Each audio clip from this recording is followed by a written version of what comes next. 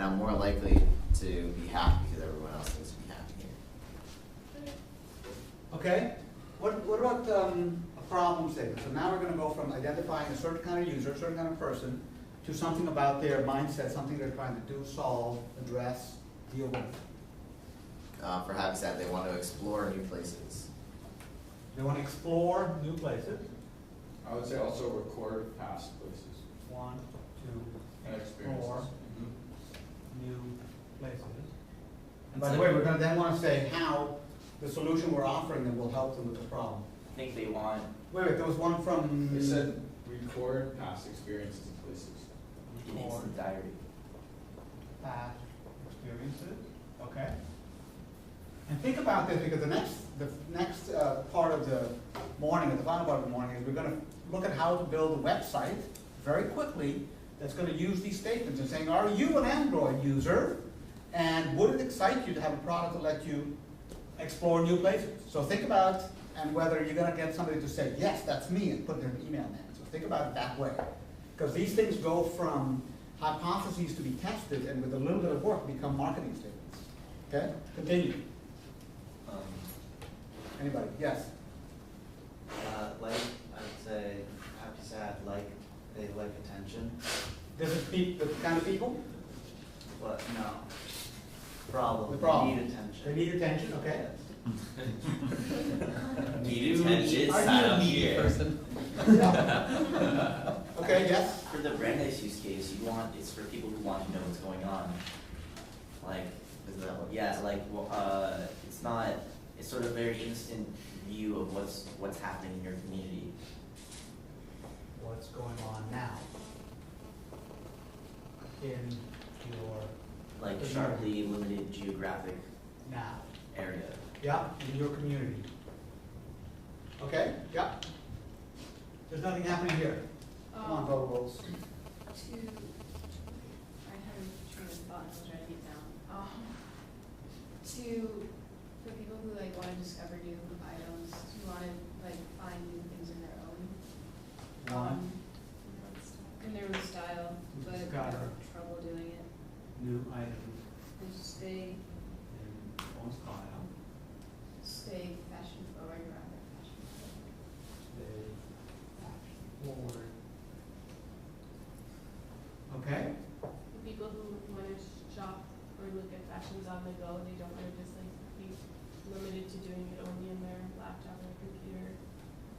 People who want to window shop but don't have a place to do it. Oh, that's for you, I guess. And the problem is, or the. They want to window shop, yeah. Thanks. Okay? Yeah. How about drafts? What are the needs that these people are trying to satisfy? What is their problem? Yes, they do. I had something for both. Okay. Yes. Users are looking for a game that is challenging and has a quick time frame. Like meaning, it has a quick pace. Yeah. Fast pace. Yeah. Fast pace, yeah. Yeah. Fresh. Pardon? Yeah. I think it goes back to exploration, like exploring new game dynamics. Like for the first time, you can use neck dynamics to help, defeat incoming projectile objects. So what is the need they have? What is the So problem? they're trying to solve? users that are looking for innovative game dynamics, and I guess that's the solution is by using neck dynamics and using a giraffe. Not that that's never been before. That's pretty cool. Okay, yeah. Sure, just writing games next door. Okay. I've noticed for us, Yes.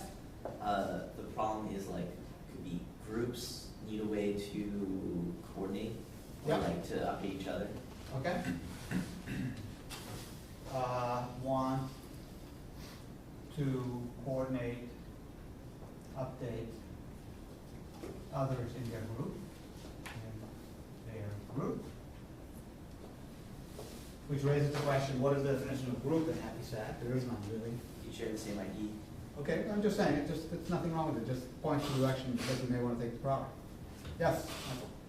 For draft, they need to be entertained. So we were talking about, they need to be entertained constantly. Yeah. The problem is that they're bored, right? Yeah, that's essentially it. No. Entire problem. But the solution is provide them with entertainment. They are bored. I don't think that bored is necessarily means, if you're bored, it doesn't mean that you need entertainment. Okay? I just think you live in whatever. I Yes. was looking more user Yeah. items for mine, which Yeah. is, people with distinct style, people who want to shop. Uh-huh, that's great. Yeah, and adds to what the problems are. People with distinct style. Okay? I mean, I think that these things sort of run together, but I think of this a little bit like, where would I put, who would I ask the questions of? Where are these people? What websites, what locations? If I wanted to answer one of these questions I had a clipboard with a questionnaire on it, where would I go? Would I go to Starbucks? Would I go to Macy's? Would I go to Harvard Square? That's how I think about this. This is when I come up to the person and say, does this problem resonate with you? Or do you find that it's, you love fashion, but you don't have time to look at it, but you'd love to do it on the go? This is some question you ask the person. And then finally, it's going to be, okay, what do we offer that person that claims to meet these needs? Yes? So for Vogable, Yeah. I don't know if this is necessarily true for you guys, but the way I see fashion and the way I see this is that it's kind of a need that for competing Uh-huh. with, peers or whatever. Yeah. For the best style, the best fashion, whatnot. I just So- see it as a competition. So Basically, the the problem key is, that you need to win. You wanna have the style as well. huh? Like you You wanna wanna have have the style. style. Yeah. Want to out style others, okay? Okay? All right, let's jump down to the solutions now. So now the question is how to state something about, try to put it in this, have it in this sense. I found the person, I decided that they have the need or the problem, and I want to say, hey, if we could offer you something that did this, this, and this, would you want it? Yes? Solution map is that easy to navigate map that allows you to easily see, I guess you can say, recorded information, like bundles of information that provide you information that you're seeking. That's pretty generic. Mhm. Bundles of information. Sounds like a patentable idea. Okay? It's some sort of, What kind of information, though? Wait a minute. Todd, what kind of information? Such as if the This guy's not gonna go to the marketing department. such as if the person who's using the application, like users, it's a user-based application, so you'll see users putting in that information such as whether or not it's happy or sad, what type of additional information such as a comment that they provided, and then their geolocation. And Mhm. so, So I just put such as emotional state plus location. Okay, next, anybody else with a solution? What, would you wanna have a product that? For Vogable, it allows you to shop on the go while you're mobile, and it doesn't waste your time showing you items that you don't really see at the liquor store. Shop on the go, seeing stuff you will love. Okay? Yes? It's late in the process, I know, but would a problem for Hamset be that other people could ask questions? Like, is the game fun, or are the duck tours good, or whatever? So that's a problem, not a user. That says that, Yeah, I would like to probe some population Right. for their opinion or emotional state. For which, happy sad? Happy sad, that's a good one, yeah. Yep. Want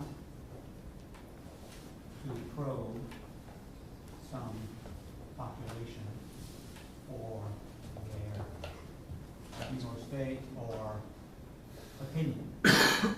And now we have a new kind of user. Yeah, politicians. Politicians. politician, a new kind of user comes from that. Politicians, Corporations, yeah. politicians, people that do surveys, pollsters. Pollsters, yeah. Yeah, you could pay people to run. I mean, that's it, you know, look at your business model diagram. I mean, suddenly now, you got the user, you got the happy sad, and then you have political parties here. And the money is coming from them, and the value going in directly to them. And the user, maybe there's even money left over to give the user an incentive. Like, you get $1 per vote, whatever. So now you have a new entry in your business model diagram, which gives you new ideas about how you might be able to achieve your goals. Yes? Back to another solution for happy sad. Yeah. The ability for a user to reflect on their past experiences with a interactive experience, I guess you could say, with an interactive map or interactive insight. Lets you reflect on your past experiences Data for a psychiatrist. with an interactive map. I'm gonna add and timeline. Okay, good. Yes, For Billable,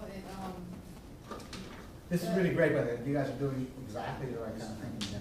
a solution for discovering new items of their own style is it the app learns your style and shows you new things or that only you like. Yeah. Maybe you might not see otherwise. An app that learns your style, shows you products that you may not be aware of. Does it help you coordinate? I mean, buy, match things? This shirt goes with these pants, goes Assuming with that that's the shoes, goal. goes with that hat? It's like, have you ever seen Clueless? No. Oh. No, she has a Have you ever seen what brain, is? Clueless. It's a movie from the 90s. That, Oh, Clueless, yeah. Yeah. I think There's that's a Clueless. machine in it that is basically everything in her closet, and she'll spin it basically, and it will create item or an outfit that she might want to wear or something. Just randomly? Just random. Oh. Okay. Okay. We don't have a lot of giraffe solutions. Giraffe, let us come on us. Yes. Offer a game that's simple and visually stimulating Fun. and fun. And giraffe. It provides a fun-looking giraffe And for your mechanics. entertainment. Okay, so remember, you found the right person. You're asking, would you pay money for a game that's simple, visually stimulating, and fun? You get to say the giraffe. And He help saves support himself. Well, you're doing the instruction. how about also help support the Central Park Zoo? That's true. You're gonna Yeah. be a hero. Okay, so next, so do you want to put the Central Park Zoo in there? How, add that to this, and then does all this and supports the zoo? And we'll give Is you it zoo friendly? coupons and shit from. Say what? You get like coupons and special offers from the zoo delivered straight to your animal phone. What zoo, by the way? Is there a zoo in Central Park? Yeah. Yeah. Just for two. Duh. But he's escaping from it. I thought it was getting from another zoo. I didn't know there was a zoo. Oh, It could be your local. Wasn't that the original story? Central No. Park, Yeah. but we can change it to a We can name, change, so it doesn't matter. Right. Like And that's, donate see, to that's yours, just a matter you know, of. when it gets Yeah, right now we just have a generic zoo. Could be a There's city zoo. no- Or it could be like, sponsoring a draft at. Sponsor a draft. Yeah. Okay, so let's go, so solution. Sponsor So a draft. So I found a person with spare time. You like adopt it. Hey, I found a person with spare time, and they're looking for a challenging game with fast pace, interest in new games, blah, blah, blah, and I'm gonna offer them what? A game, what's Giraffe Adventure? The person says. Colorful, fast-paced game.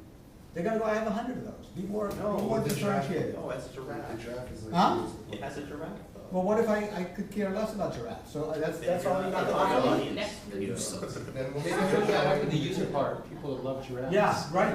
Well, that's all I Yeah. love. People Like who you s- love cute things. People who love things. Cute. Oh, cute animals. Cute animals. Well, okay, cute so this is so little far not lizard. very compelling. Anything better? I mean, I got 100 games that have fun. You're right, I have no other giraffe. Well, games. I've got one. I've got one. Okay, Okay. unique mechanic. So, since our, people, the users we want to use, Yeah, we will offer this entertaining dynamic where a cute and harmless giraffe gets to attack and explode big machinery. that could be compelling. Yeah. Okay. There's explosions, people will die. A game. No, but the dramatic tension there is what gets me interested. Yeah. With a cute and harmless giraffe explodes big machines. Yep. There was also the idea of marketing plushies, Yeah, that's so true. that kids can And play t-shirts. at home. Yeah. With a giraffe, and also helicopters and, yeah, they can like play it on the floor. So who supplies the plushies? Uh, Where's the money come from for the plushies? Where's that users? Users pay? Oh, so they buy. So in other words, and you can buy plushies. Yeah. Yeah. Okay, Digital that, plushie. okay, game where you can buy plushies. You can make it into like a Webkins like thing, the plushies, Yeah. if you buy the plushies, it unlocks. And they have to have a number on the bottom Yeah. that, you know, right, We the hated serial those. number. We hated those I ideas. think you can name your own Hated plushie. those. I think Yes, teachers on are the probably. Yes. It's a game with riveting cutscenes and takes a lot from the old platforming game, so it has that nostalgia. Kind of an old-timey look. Yeah, Experience the story of these games. and people get involved in the story, they want to share. Old-timey game Yeah. It's just like. with They want dynamic to share on story. Facebook. They want to Facebook. Okay. All right, so I think this is a good start. So what you guys are gonna do for the homework tomorrow, what you guys are gonna do for homework tomorrow, among other things, is to take a list and argue about what is the most sharp, effective, pointed way to state these things that you think is gonna get you the most users, or more generally, to get you the objective you want to achieve. Whether there's more users or something else, maybe you want to sell out plushies. But argue about it together. Maybe, I'm gonna have to look up what a plushie is, but anyway. So anyway, so this is the way to think about this. So then, once you have these, now, embedded in all this are a lot of assumptions or hypotheses. This is only gonna work if in fact, and you can pick any of these, they're in fact, is there, pardon? Big arms. We're on the left. I know, I was trying to think. The other left, right. Is it need, are people with spare time and who left, first of all, can we identify, we have a hypothesis, that's kind of the way that, we have a hypothesis that we will be able to identify people who want to shop. How can we test that hypothesis? Okay. We have a hypothesis that people that love to shop are really interested in staying fashion forward, or want to outstyle others. How can we test that? And you can write down, 2, 3, 5, 10 assumptions or hypotheses, and then decide which is the one that's the most critical to your success. Which is the one, if it turns out to be false, we're screwed. We have no users. And that's the one you want to test. And that's kind of the way to do it. You're going to have more hypotheses than you can test. You're going to have some that might seem self-evident, some that may be very easy to test, some that may be impossible to test. But at least you're making a list of your hypotheses. Okay? For each hypothesis, you say what it is, an idea of how you might test it, what the priority is, how important it is to test, and the importance of testing comes from the question of, if this hypothesis turns out to be false, how badly are we screwed? Okay, so if we believe that in each case we're looking for people with Androids, and it turns out that nobody's buying the Android, we're basically screwed. There's nothing else that matters, right? And so, yes, exactly. Or then you may want to revisit this hypothesis. Maybe it's people with smartphones, not just, maybe it's iPhones, maybe whatever. So you just go through and you try to come up with the best expression of this information and then find how to test. Now, how do you test things? That's the next question. So there's many ways of testing things.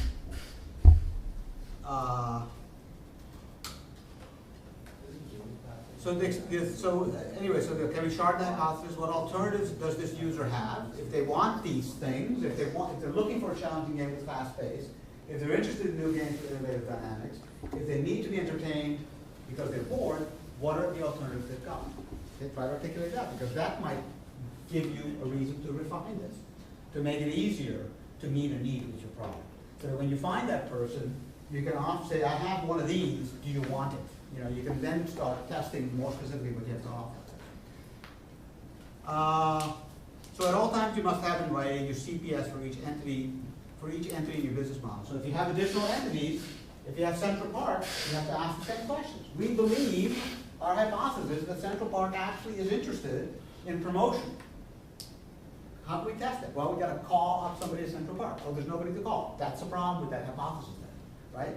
Then that means that this idea won't work, because we're making an assumption which we just figured out we can't fulfill. Okay? So you go through all the entities in your business model, and usually there's at least two, but there may be more depending on what you do, and then you try to posit your user problem solution triangle. Okay. I talked about the minimum viable product. Now we sort of come back to that concept. The minimum viable product is the least amount of work you can do to prove or disprove one of these hypotheses. So sometimes it's a phone call. Hello, I want to talk to the director of PR at the Central Park. We're a new startup. We have this product. We'd like to offer you the opportunity to put your logo on the game. And in exchange, all we want you to do is to put a link to our download on your website. Would you be open to something like that? He hangs up on you, because he gets 100 calls like that every day. Okay, that's not such a good hypothesis. Maybe you can refine it somehow. That's a minimum viable product. That is a statement, succinct statement you can offer to a target user. In this case, it's a singular user. It is the Central Park Zoo. Now maybe you say, okay, fine, Central Park Zoo is too big. Let's go to smaller zoos. Maybe they want to. Okay, refine the idea, go back, okay, maybe it's second-tier zoos in cities that are not doing well. Maybe they're interested. Maybe it's zoos in cities that are fairly progressive in their use of mobile applications. Maybe that's where you go. You go call the Franklin Park Zoo in Boston. You say, you know, Mayor Menino is really into support of smartphone applications. They're doing all the stuff with the MPTA and the buses and the taxis. We have an idea how you could get in on this too. Here's what we can offer you. We have this app. You guys have giraffes? We don't have giraffes. Damn. Okay, what do you have? We have zebras. Perfect, no problem. We have a game called Zebra Adventure. Right? And what we can offer you is for no money at all, we're going to make the zoo be called the Franklin Park Zoo. And all you have to do is put a link to our game on your website. Mayor Menino, I think, is going to love this. Now you may have a shot, right? So we're testing that hypothesis. We failed the first attempt. We refined our theory. We went back. We have a new MVP, which was that statement I just made up for the head of the Franklin Park Zoo. And suddenly we have a bite. So now that hypothesis is working. But we now know we have to change our product a little bit. It has to be a zebra instead of a giraffe. And we have to be able to name the park. Okay, but we've made progress. We went from an assumption that Central Park was interested. We tested the assumption and proven it wrong. One phone call. No code had to be written. And we had a second phone call. Now we have a new assumption. Yeah? Now you have a zebra with a really long neck. That's a problem, okay? It's cool. Good point. Okay, so now you're very, so now it tells you a little bit about the viability of the Central Park hypothesis. And by the way, maybe the Franklin Park Zoo does have a giraffe. You must be Mr. Silver. I am indeed. Hi, welcome. Hi. Welcome to our village. We'd like to Thank see you. you. Have a seat, Sit make here. yourself at home. All right. So in other words, now you have a hypothesis, you've tested it, and you've learned something about what you were trying to do, you've changed it, maybe you get rid of the idea of using Central Park altogether, maybe you say, no, let's go for zoos in smaller cities, second-tier cities that are very interested in mobile apps, whatever it is, you refine it, and you go back and you do it again, but you haven't written any code. That's pretty cool. All right. There's this notion, so that's the testing the validity of hypothesis. Then the next thing is this notion of pivoting. And all pivoting means, here I have another little diagram I drew. So you start with user problem solution statement number one. You come up with a set of hypotheses. You test them. Either you refine your hypothesis, like I just did, or you decide that you're barking totally up the wrong tree, and you do what they call people call it pivot, which is just, I think, a word for a major revisiting of your strategy. And obviously, the less money or time or effort you spent before you got to this point, the better, because the more investment you've got in one direction, the more difficult it is to change. Right? So anyway, so that's the process. So you either you refine, you do it again, or you pivot, you do it again. And at every point, you're not only refining your UPS, but you're also refining the product you're building. And those two things go together. All right. Last point in this section, I'm running a little behind, is this notion of getting out of the building, which is what it sounds like. The temptation for everybody always is to think that they know or they can imagine the answers, and the phrase getting out of the building is in the same category of don't repeat yourself or you aren't going to need it. It's just a nice catchphrase you can put on a t-shirt to remember the idea that you need to go and talk to real people. Don't think you know it, question your assumptions because they're probably wrong. I know mine have often been wrong. Okay. Any questions on that? All right, let's take a look at a couple of cool tools before we wrap up. First one is Unbounce. I'm going to go to regular video because I can't understand what I'm seeing here. Yeah. You should have said something earlier. We always do. Yeah. Well, some people say the other way. So here's Unbounce. So Unbounce is a product. Actually, let me just play this video. Oh wait, hang on, don't start. Stop. Unbounce Oh, you can hear that. Yeah. To easily build, publish, and test landing pages with no coding required. Build pages from scratch or from a template in our browser-based editor. Add a form for lead capture. Then publish your pages with one click. I meant. Even use your own custom domain name. You can easily run A/B split tests with no complicated setup, and integrate with Google Analytics or others for advanced web metrics. Unbounce is the easiest way to use landing pages to improve the performance of your online marketing efforts. Sign up for free and get started today. Okay. So, I mean, I'm not advocating this tool. There are others like it, and I don't know it super well, but it does solve a problem that I think is very appropriate for us and actually very valuable. And that is how do you quickly create one or more landing pages. By the way, the term landing page is shorthand for a single web page where you direct traffic to by, for example, sending people an email saying, please click on this link, or you put it in your Facebook status or whatever. They click on it, they go to a landing page. So that's where they land. It's often part of a website, but in this case it's going to be standalone. And it's a way for you to gather information by asking people questions. Okay? So let me just get rid of this so we can hear and log in. Of course, do I remember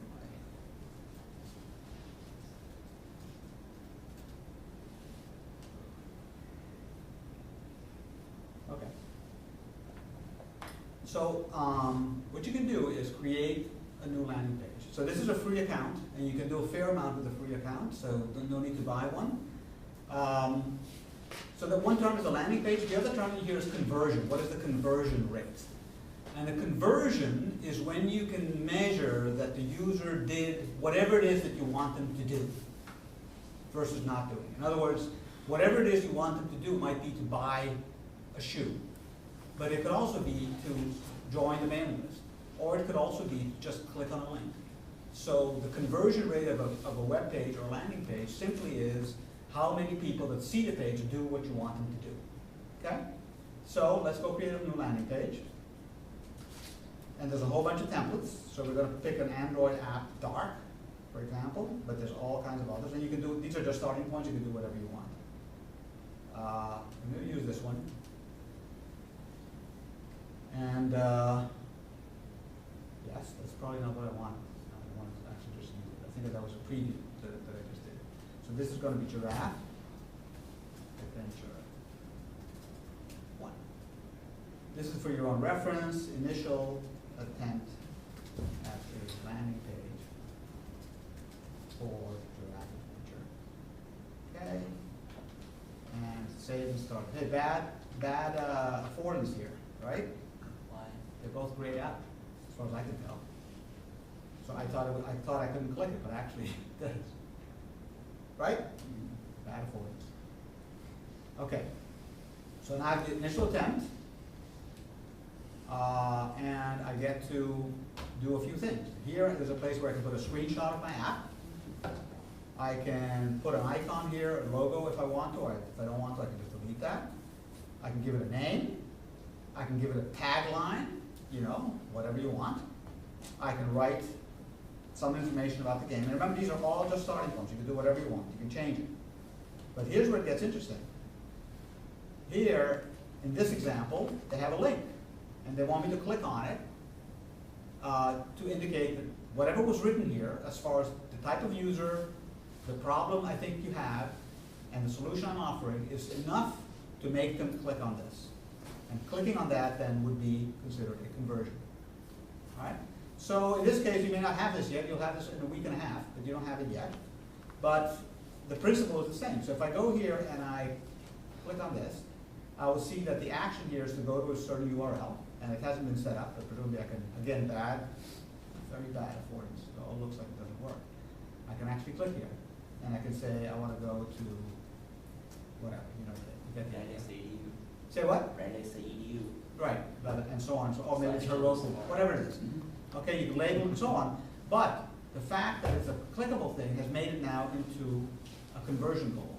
Because you see here, this one is called main:CTA1, call to action, CTA.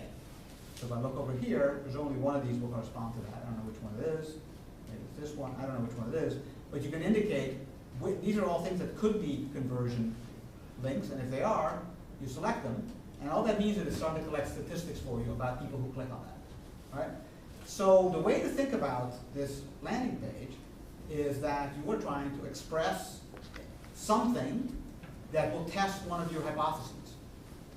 Do you consider yourself fashion forward? Well, if you have an Android phone, we have an app that's going to let you do such, such, and such. Please join our early adopter program. Please join our early preview. Would you like to place an order now? Whatever it is, would you like to learn more? Would you like to have join our advisory board? Any number of things. And what you're trying to do is to get some information from the user that's going to help you prove or disprove one of your hypotheses. Now, as a byproduct, you are possibly getting emails of users or their phone numbers or whatever you think you want to ask them for. And the reason you're doing that, in addition to just getting numbers, is because you're setting yourself up for the next hypothesis you want to check. The next hypothesis is going to be perhaps people that have said they have an Android phone and are looking for a game with new game dynamics. Please click here. We'll have exciting news for you by this weekend. They click there. They left their email, so you know that you grabbed them with your statement, and you have their email. And then you are in a position to send them an email saying, thanks for joining the club, the Giraffe Adventure. We're raffling off a single $25 Amazon gift certificate for anybody who's willing to receive a 10-minute phone call from us during the next 2 weeks, so we can ask you some follow-on questions. Click here if you want to be part of that. And you work your way through that, trying to find ways to test specific hypotheses that you have expressed.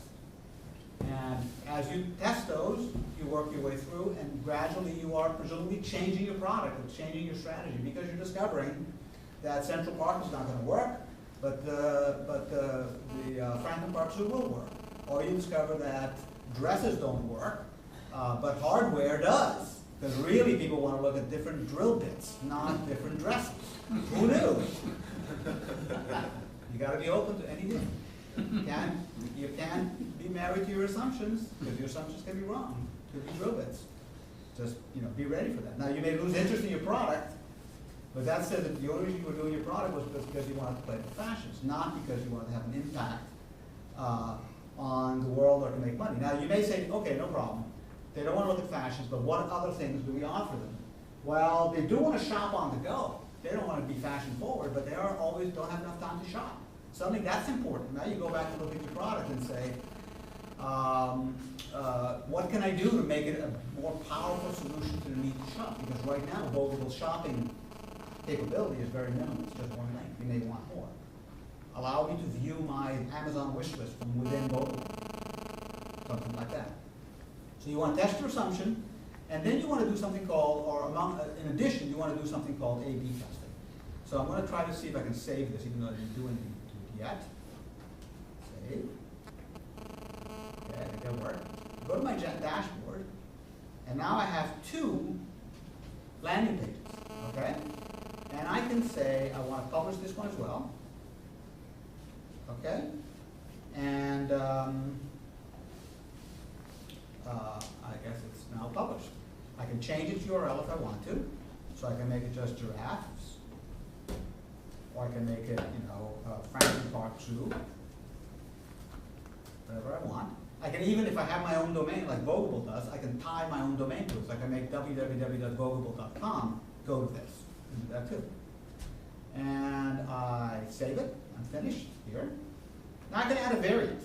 Okay, now we're talking about giraffe. Oh, it didn't do it. Well, I don't know why it's Top right hand corner. Pardon? Your top right hand corner has the publishing. Oh, sorry, yep. No, but I changed the URL to. You had to press enter after you. Okay, whatever, but you get the idea. But so we got the first variant, and we can actually preview it by clicking on it somewhere, change the name, edit, preview. There you go. And I can see the first one. It's not particularly exciting because I didn't really customize it at all, but you will have customized it. And then you say, okay, that's good, but you know what? I think I want to try something a little different. So I'm going to duplicate this variant, and I'm going to call it without purchase link, right? And I edit it, and I remove this link because I think that's putting people off. Everything else stays the same. Maybe I change the color also because I think maybe black is like not a good color. So I make it, let's make it a little bit friendlier, like a giraffe color, like that. I know it's not. There. Okay, that's more giraffe-y. I don't know why it didn't change, but obviously I. Background image. Yeah, background image. You have to get rid of the background image. Oh, okay. And where's that? I think I just saw it. There you go. Yep. Remove. Still on. Yeah, Okay. it's a gradient color, I think. Say what? Because you can see the orange coming in. Was the Yeah. orange always coming in from the side? It's on the top left, there's a slide. There is? I don't see anything. That's the light. Oh, it's just the light, yeah. Okay, whatever. But you can change it some more, and you say. Now, you have 2 pages that look very, very similar, right? Just different by that one button. And what I can do now is I can go to Giraffe Adventure, and I can give this variant some traffic. I can give it 50% of traffic.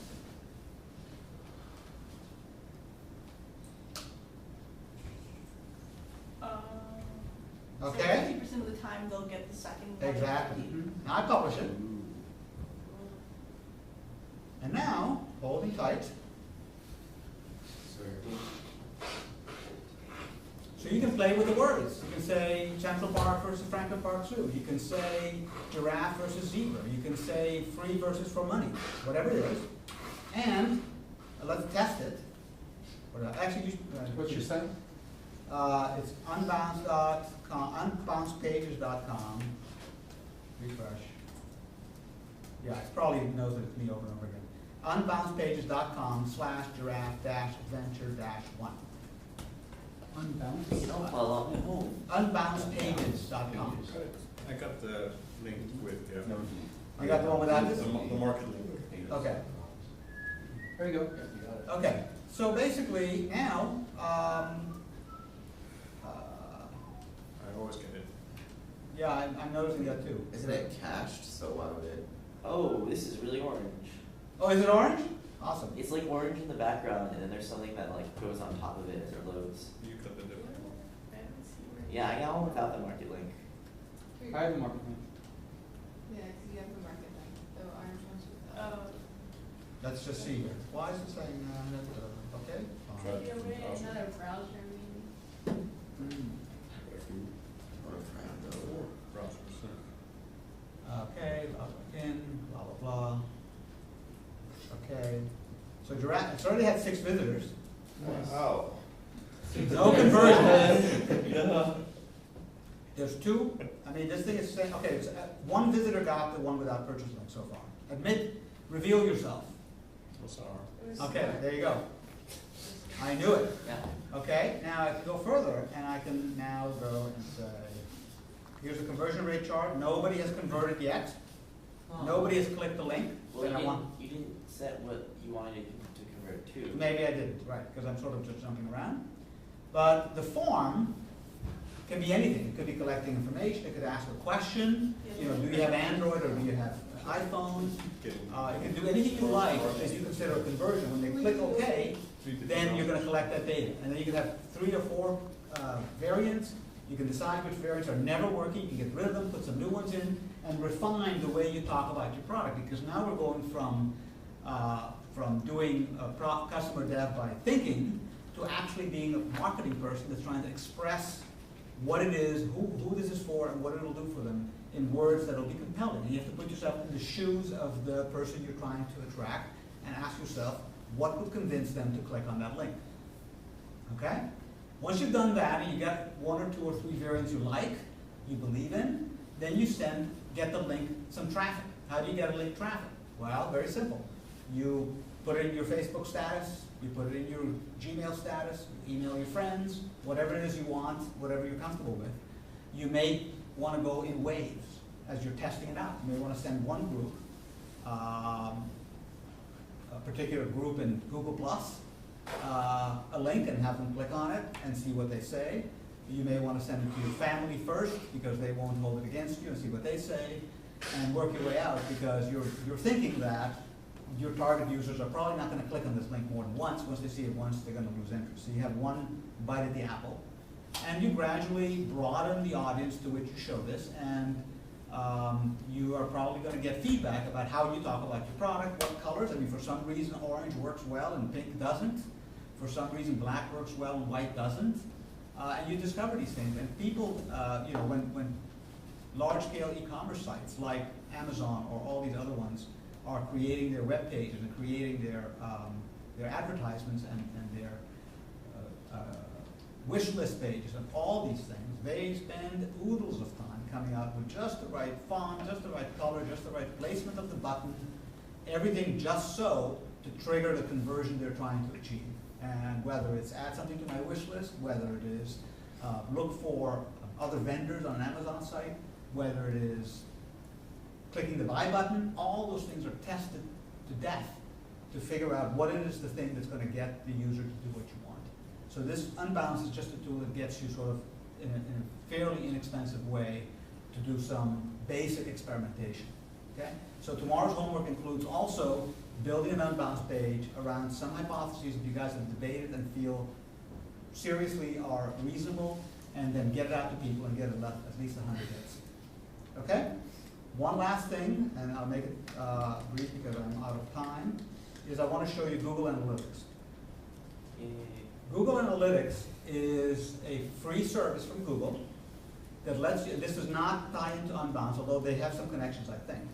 When you have a bit more of a website, only with a few pages on it, you're seriously trying to use to market your product or your service, you can easily get a lot of measurements about how it's doing with your target audience with Google Analytics.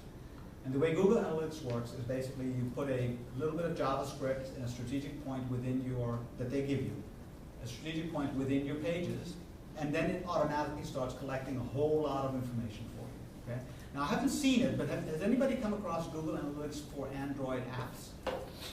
Anybody? I would assume, but I don't know it, that since Android is from Google, that there's ways of applying analytic type measures onto an Android app, but I haven't seen it.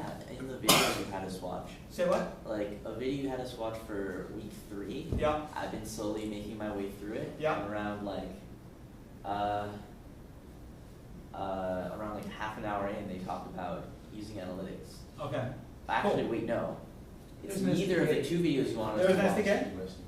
Yeah, there's an Yeah, there SDK. are. It was a 3rd video that I watched by mistake. Okay, so anyway, so here's my personal Google Analytics homepage. It shows all the sites that I'm keeping an eye on. And it turns out that our class site is Google Analytics enabled? And all I had to do for that was to insert my personal Google Analytics magic key into the Google Sites UI, and it would start measuring it. So we can take a look at it and see what we can learn about this site. So there's the visits to this site, which is kind of interesting. That must be weekend versus weekday, as people sort of visit it. And there's been 151 unique visitors. Obviously, more people than just people attending this class are going to that site. That's kind of interesting. 22% of the people, I think that bounce rate means they go to it and they don't stay, they just disappear. We can see what languages they're working in, what browsers, what operating systems. But more than that, we can look at what can we learn about demographics? What countries are they from? Okay, so it's all US. Canada has a little bit, one visit. Now that range is from June 4th to July 4th. 151 different users. Sorry, what? 151 different users might be the same user with different IPs. Yeah. I'm coming from here and. Okay, you're right. So there's a multiplier there. You're assuming they're fairly clever, these Google guys. So they may have a trick up their sleeve, but anyway, you're right. You had, all that stuff is with a grain of salt. But it's definitely giving you serious information. Nobody from Greenland. Nobody from Russia. What's going on? Can you switch video? At least I'm saying I was reading the map. Oh, there it is. Yeah. Wait, is he there? So let's look at Russia. Hi, Tim, where were you? Yeah, kind of. Yeah. Obviously, I've not told your parents about this website. I think it's from June 4th, though. June 4th to July 4th. July 4th. That's on the last 30 days. Yeah, and I've been in the US since June 4th, was that right? So that's why there's no business from. No, but I just mean that you haven't shown your parents or your family in Russia, otherwise you would have known. I don't know. I think I showed them. They haven't looked. They don't care. What about Panama? Oh yeah, Panama, what's going on? Is this update real time? Yeah, more, I think this is July 4th was yesterday, so it's not I'm gonna real try time. accessing it through like an anonymous proxy somewhere in Germany and see what happens. If anybody knows how to do that, feel free. It's really easy. Yeah, I bring July 5th into It it. doesn't take too long. Apply, yes. And we're still looking at Russia, which I don't really want to look at, so I want to go back. Go back here. Okay. And yeah, we see here like there's one from Ukraine, one from Germany. Australia we have one. Canada just one. The US a lot. If you click on the US. US. Okay. Oh my God, it went too far. Now we went to county, huh? Yeah, something. Okay, obviously. Oh, hey, Check out Washington. Texas. Seattle. Two. Yeah, Mike. Okay, but there obviously these guys are the bulk. That makes a lot of sense. You know the Oh, web. in Virginia too, Mike. What browsers they're using. Yeah. Okay, but now let's go to some other stuff. Traffic sources. Okay.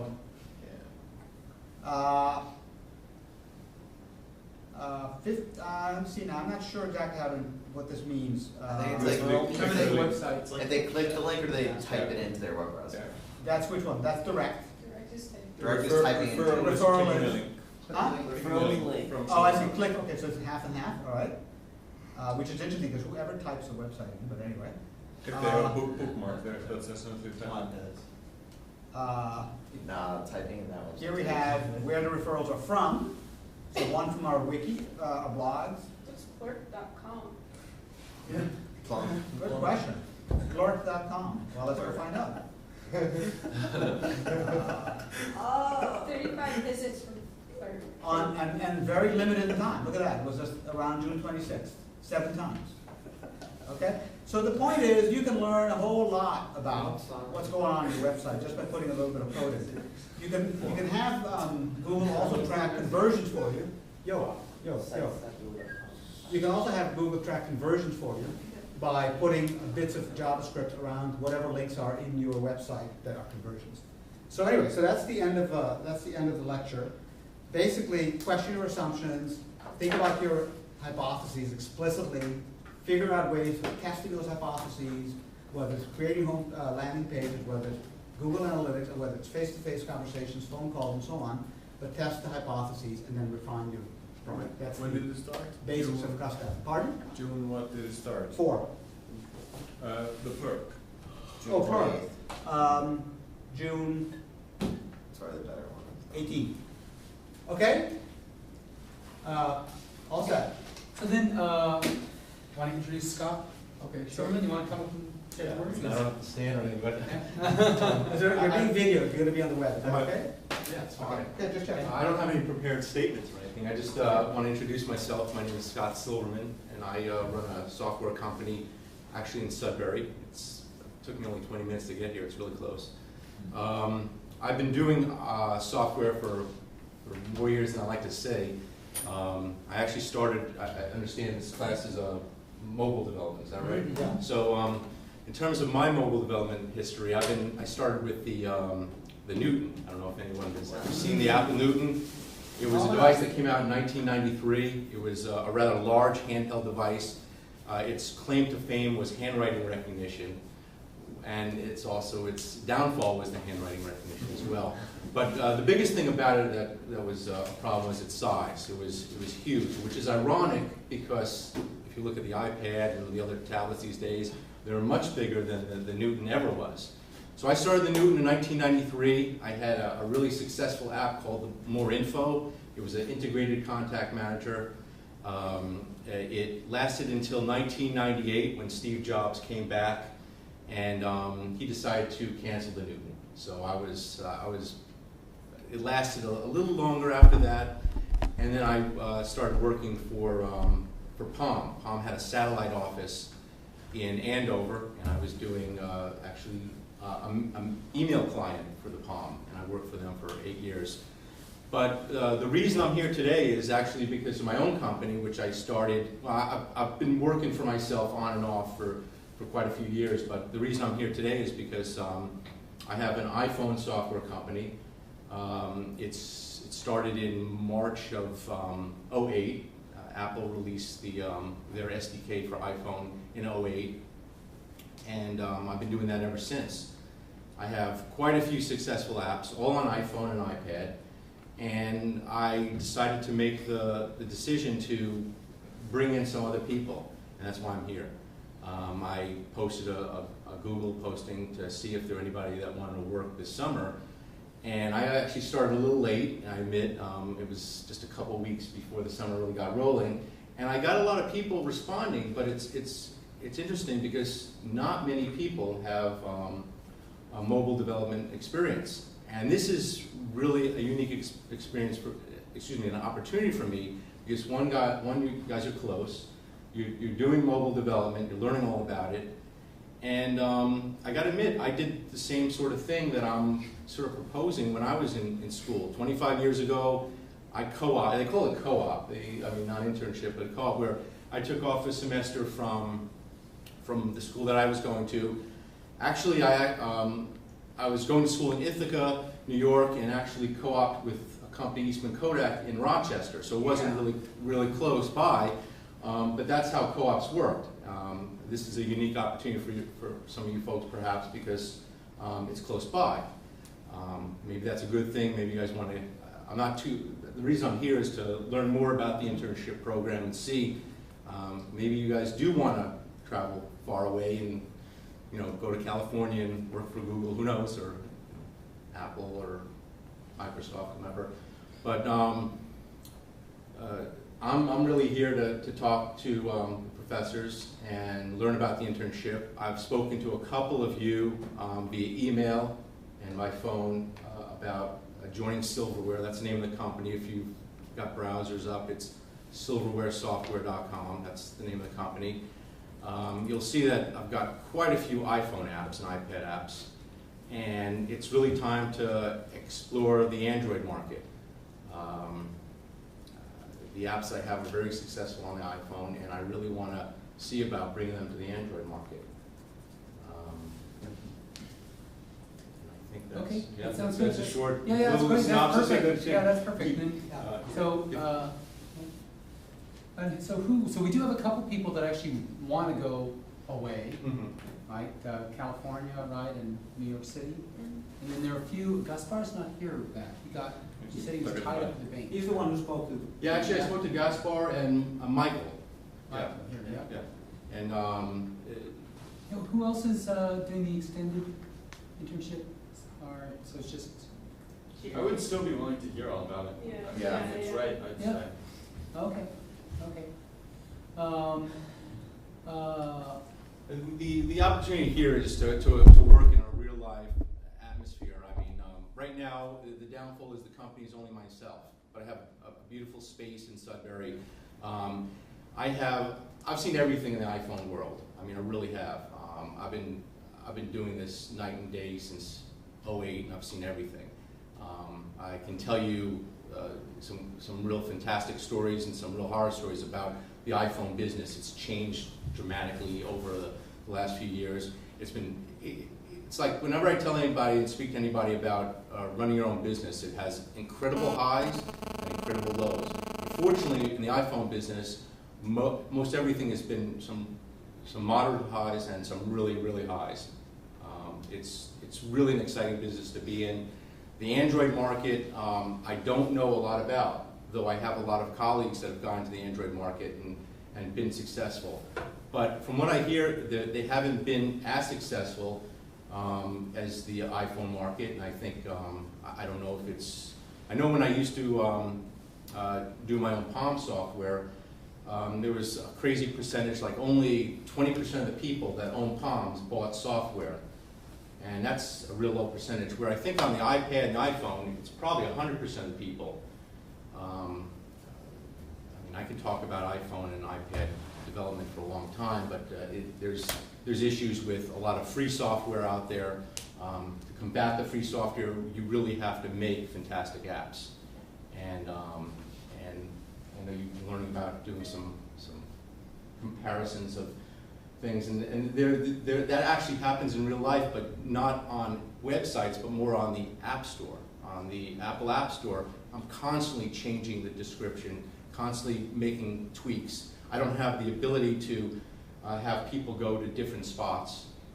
They go to one spot and try that, but these sort of things are real life. So.